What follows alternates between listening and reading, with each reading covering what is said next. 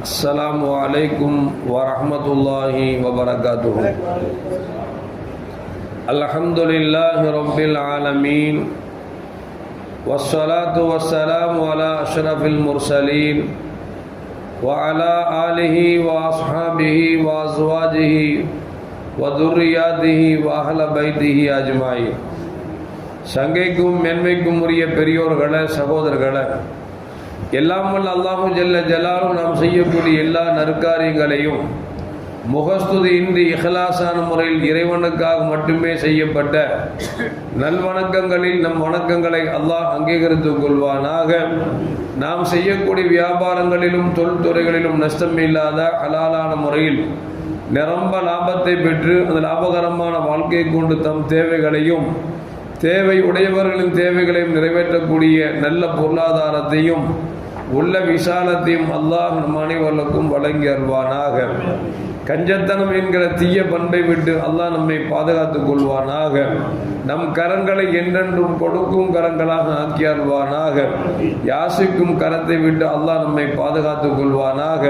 நம்மை இந்த உலகத்தில் வாழ வைக்கும் காலமெல்லாம் நோய் நொடி இன்று உடல் ஆரோக்கியத்தோடு அல்லாஹ் நம்மை வாழ செய்வானாக.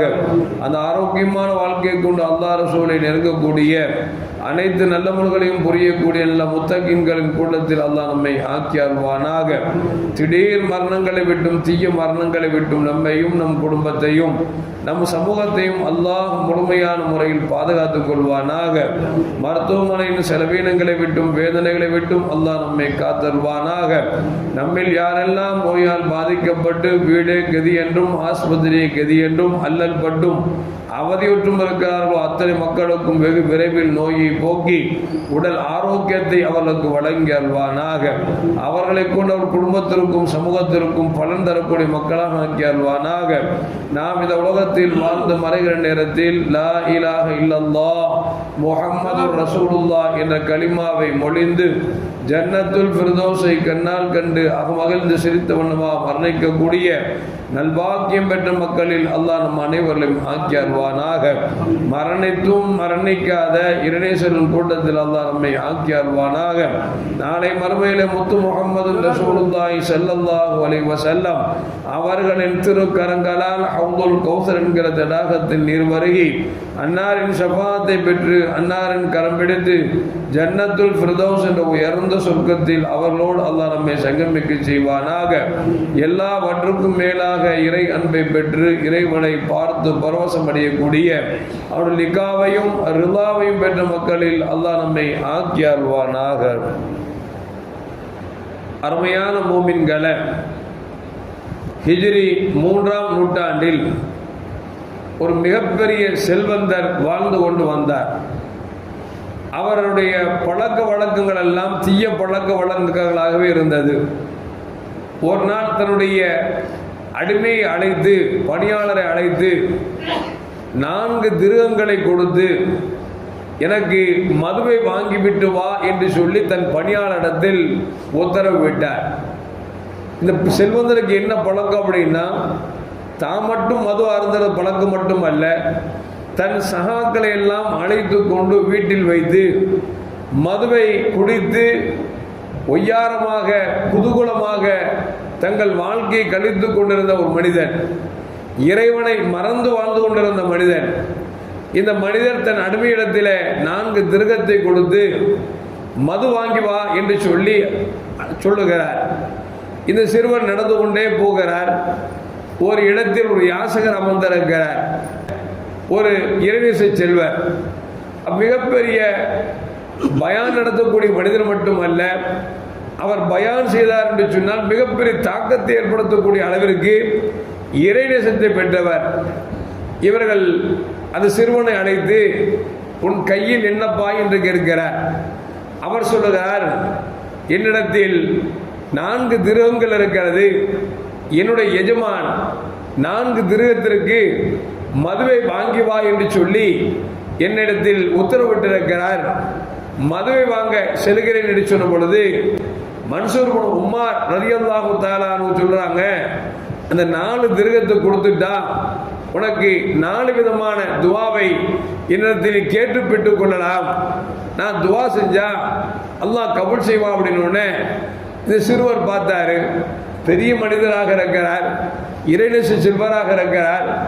4 திருகத்தை கேட்கிறாங்களே, 4 திருகத்தை கொடுக்கல, திருகத்துக்கு மது வாங்கிட்டு போய் கொடுக்கலன்னா அந்த நம்மளை கண்ணா பின்னான்னு திட்டி போடுவார, அடிச்சு போடுவார. இவர் 4 திருகத்தை கொடுத்தா 4 துவா கேட்டா கிடைக்கும்னு சொல்றாங்களே அப்படின்னு நம்பிட்டு இந்த 4 திருகத்தை மன்சூர் உமார் என்று சொல்லக்கூடிய அந்த இறைநேச செல்வர்கிட்ட கொடுத்துட்டாங்க. மன்சூர் உமார் கேட்குறாங்க, 4 துவா உனக்கு கேட்குறேன்னு சொன்னேன், என்னென்ன துவா வேணும் அப்படின்னு சொல்லி அந்த பிள்ளைகிட்டே கேட்குறாங்க. அந்த சிறுவர் சொல்றாரு, முதல் துவா, மோசமான குடிகாரனா இருக்கிறான், பெரும் பணக்காரனா இருக்கிறான், இவன்ட்ட அடிமையா வந்து சிக்கிக்கிட்டேன்.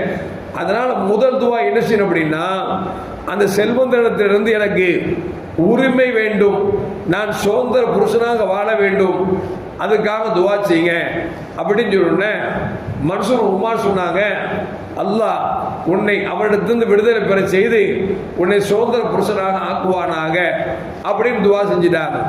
2வது துவா, 4 திருகம் கொடுத்தல, இது எனக்கு பன்மடங்கா கிடைக்கணும் துவா செய்யுங்க அப்படின்னாங்க. பன்மடங்கா கிடைக்கணும் துவா செய்யுங்க.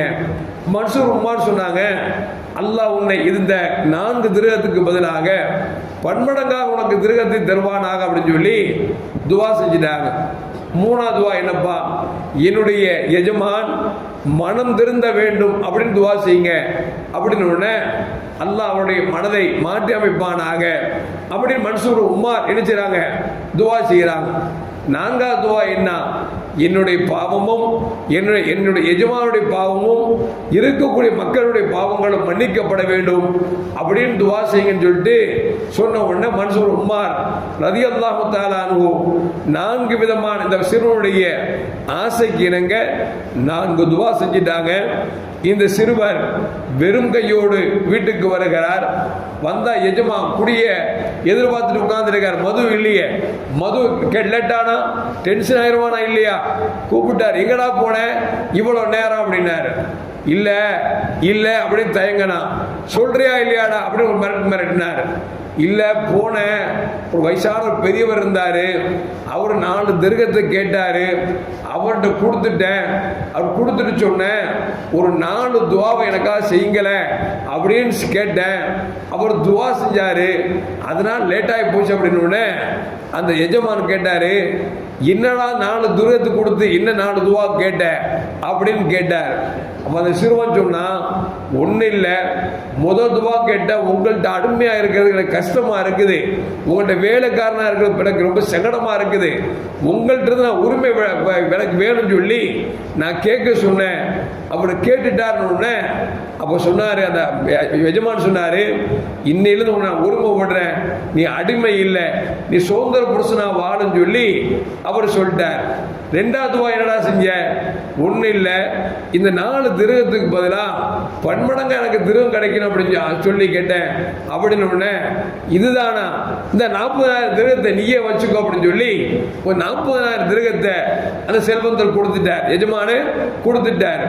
3வது துவா செஞ்ச, என் எஜமான் மனம் மாற வேண்டும் என்று நான் கேட்டுக்கொண்டேன், துவா செய்தார்னு சொன்ன உடனே ஓன்னு அழுக ஆரம்பிச்சிட்டார்.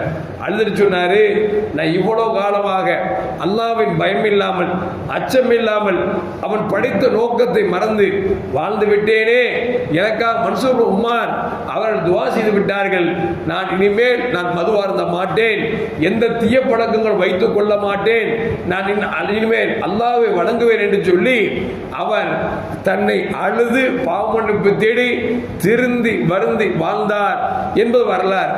சரி, 4வது துவா என்ன அப்படிங்கும் போது அவர் சொன்னாரு, உங்களுடைய துவாவும் உங்களுடைய பாவமும் என்னுடைய பாவமும் நம்மோடு யாரெல்லாம் இணைந்திருக்கிறார்களோ அத்தனை பேருடைய பாவமும் அல்லாஹ்வால் மன்னிக்கப்பட வேண்டும் என்று கேட்ட பொழுது அந்த பெரிய குடிகாரர் மாறினார்ல, திருந்தி வாழ்ந்தார். அவர் சொன்னாரு, இது என் கரத்தில் இல்லப்பா, அல்லாஹ் தான் மன்னிக்கணும், அல்லாஹ்வை போதுமானவன் என்று சொல்லி அந்த சிறுவரை போ சொல்லிட்டாங்க. அந்த குடிகாரர் அன்றிரவு படுத்து உறங்குகிறார். ஒரு அசரீரம் கேட்கிறது. அந்த அசரீரத்தில் என்ன சொல்கிறார் என்று சொன்னார், செல்வந்தரே, நீ மன்சூர் உமார் கேட்டது போன்று அல்லாஹ் உன் பாவத்தையும் உனக்கு பணியாளனாக இருந்த அந்த சிறுவனின் பாவத்தையும் உன்னோடு யாரெல்லாம் உறவு வைத்திருக்கிறார்களோ நண்பனாக இருக்கிறார்களோ அவர்கள் பாவத்தை மன்னித்து விட்டேன் என்று சொல்லி ஒரு அசரீரம் கேட்டதாக ஒரு நிகழ்வை கிதாபில் எழுதி வைத்திருக்கிறார்கள். அருமையான முஃமின்களே, இதிலிருந்து என்ன தெரிய வருகிறது என்று சொன்னால், ஒரு தவறான செயலுக்கு காசை கொடுக்கிற பொழுது நம்ம வாங்கிட்டு போய் கொடுத்தோம்னா நமக்கு ஏதாவது கிடைக்குமே, நமக்கு கொஞ்சம் ஊத்தி தருவார் அப்படின்னு நினைக்கிறத விட எப்படா திருந்த போறான் அப்படின்னு வருத்தப்படுகிற பொழுது அல்லாஹ் என்ன செய்வான் அப்படின்னா வழிகாட்டுவதற்கு சிலர்களை ஏற்பாடு செய்வான். எப்படி மன்சூர் உமார் ரலியல்லாஹு அன்ஹு அவர்கள் வழியில் அமர இந்த சிறுவன் செல்லுகிற பொழுது மனசுல கஷ்டம் புடுங்கிக்கிட்டே போறான். அவனை கூப்பிட்டு 4 திருகத்தை வாங்கி துவா செய்கிறான். ரெண்டாவது விஷயம் என்ன அப்படின்னா, யாரையுமே ஏழைகளாக மட்டும் பார்த்து விடக்கூடாது. சில ஏழைகள் இருப்பார்கள், அவர்கள் கரமேந்து விட்டால் அல்லாஹ் உடனுக்குடன் கபூல் செய்வான். அப்படிப்பட்ட ஏழைகளை கண்டால் சில திருகங்களையோ சில காசுகளையோ கொடுத்து, பாவா எனக்காக துவா செய்யுங்க, ரொம்ப கஷ்டப்படுறேன், என் குடும்பத்துக்காக துவா செய்யுங்க, ஈமான் சலாமத்துக்காக துவா செய்யுங்க அப்படின்னு கேட்டோம் அப்படின்னா, நாம் கொடுக்கிற காசை வாங்கக்கூடிய பாரு, அவர் பார்ப்பதற்கு நம் பார்வையில் பிச்சைக்காரனாக இருக்கலாம், ஆனால் அல்லாஹ்வின் பார்வையில் உயர்ந்த விலாயத்தொழுவராக இறைநேச செல்வராக இருக்கலாம். அந்த துவாவை நம்ம கிடைச்சிருச்சுன்னு வச்சுங்களேன், அது மிகப்பெரிய மாற்றம் கிடைக்கும் என்பதில் எந்த மாற்று கருத்தும் அல்ல. அஜ்மீருக்கெல்லாம் தர்காவுக்கு போறாங்களே, அங்க அஜ்மீருக்கு போகும்போது பார்த்தீங்கன்னா பிச்சைக்காரன் கேட்கறதெல்லாம் பைசா கொடுங்க, அல்லாஹ் உங்களுக்கு ஹஜ்ஜுக்கு அனுப்புவான், பைசா கொடுங்க உங்களுக்கு ரசூலுல்லாஹ்வுடைய ஜியாரத்து கடைக்கு, இப்படிதான் சொல்லி வாங்குவாங்க. இது சொல்றதுனால பல பேர் பார்த்த அந்த துவாவுக்கு பிறகு நிறைய பேர் ஹஜ்ஜுக்கு போனோம் நான் கண்ணால பார்த்துருக்கிறேன். இன்னும் சொல்ல போனா ஹஜ்ஜுக்கு உம்ராவுக்கு போறோம் பெரும்பான்மை பார்த்தா அஜ்மீர் ஷெரீஃபுக்கு போயிட்டு தான் நினைச்சுவாங்கன்னா பெரும்பாலும் போகக்கூடிய பழக்கத்தை வச்சிருக்கிறாங்க. என்ன காரணம் அப்படின்னா, ஒன்று ஸல்லல்லாஹு அலைஹி பேரப்புள்ள அப்படிங்கிறது ஒன்று. அந்த இடத்துக்கு போனா எல்லா மிஸ்கீனுடைய வாயில வார்த்தை என்னெல்லாம், நீங்க தர்மம் கொடுங்க அல்லாஹ் உங்களை ஹஜ்ஜுக்கு அனுப்புவான், நீங்க தர்மம் கொடுங்க உம்ராவுடைய வாய்ப்பு கொடுப்பான், இப்படித்தான் பிச்சைக்காரன் சொல்லி சொல்லி காசு கேட்பாங்க. எதுக்கு சொல்ல வர அப்படின்னா, பிச்சைக்காரன் காசு கொடுக்கிற பொழுது நாம் வெறும் பிச்சைக்காரன் நினைச்சிடக்கூடாது. அல்லாஹ் நம்ம கையில கொடுத்து அவன் ரிஸ்கே அவன்கிட்ட கொடுக்க சொல்லி இருக்கிறான் அப்படின்னு கொடுக்கிற பொழுது, பாவா துவா செய்யுங்கன்னு சொன்னோம்னா நீண்ட ஆயுளை தருவானாக என்று ஒரு வார்த்தை சொல்லிவிட்டார். உங்களுக்கு அல்லாஹ் பரக்கத் செய்வானாக, ரஹ்மத் செய்வானாக என்று ஒரு துவாவை செய்து விட்டால் அந்த துவா கபூல் ஆயிடுச்சு அப்படின்னா அதுக்கு பிறகு நமக்கு என்னங்க வேணும்? அதனால தர்மம் செய்கிற பொழுது யாரும் ஏளனமாக நினைத்து விடக்கூடாது. நாம் யாருக்கு தர்மம் செய்கிறோமோ அவர் நல்ல மூமினாக நல்ல மனிதராக இருந்தால் அவர் தன்னுடைய துவாவுக்காக கேட்டுக்கொள்ள வேண்டும் என்பதையும் இந்த நிகழ்வு நமக்கு சொல்லி காட்டுகிறது. எல்லாம் வல்ல அல்லாஹு ஜல்ல ஜலாலுஹு எப்படி குடிகாரனுக்கு அல்லாஹு ஜல்ல ஜலாலுஹு மிகப்பெரிய மனமாற்றத்தை ஒரு இறைநேச செல்வர் மூலமாக அல்லாஹ் வழங்கினானோ, அதுபோல் அல்லாஹு ஜல்ல ஜலாலுஹு நாம் கேட்கக்கூடிய பயானின் மூலமாக நமக்கும் பெரிய மாற்றத்தை அல்லாஹ் தந்தருவானாக. அஸ்ஸலாமு அலைக்கும் வரஹ்மத்துல்லாஹி வபரகாத்துஹு. ஸல்லல்லாஹு அலா முஹம்மது ஸல்லல்லாஹு அலைஹி வஸல்லம். ஸல்லல்லாஹு அலா முஹம்மது ஸல்லல்லாஹு அலைஹி வஸல்லம். ஸல்லல்லாஹு அலா முஹம்மது யா ரப்பி ஸல்லி அலைஹி வஸல்லிம்.